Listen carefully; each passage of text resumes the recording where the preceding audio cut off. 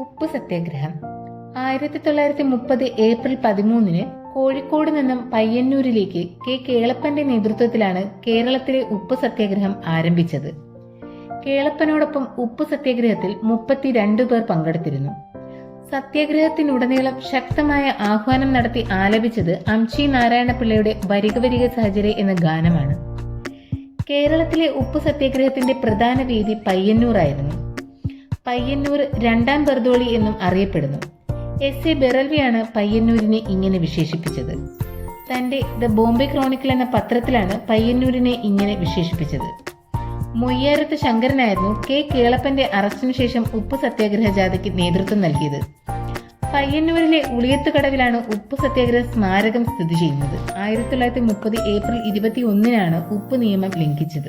പാലക്കാട് നിന്നും പയ്യന്നൂരിലേക്ക് ഉപ്പ് സത്യാഗ്രഹ ജാഥ നയിച്ചത് PR കൃഷ്ണസ്വാമി അയ്യരുടെ നേതൃത്വത്തിലാണ്. ബേപ്പൂരിൽ നിന്നും പയ്യന്നൂരിലേക്ക് ഉപ്പ് സത്യാഗ്രഹ ജാഥ നയിച്ചത് മുഹമ്മദ് അബ്ദുൾ റഹ്മാൻ സാഹിബാണ്.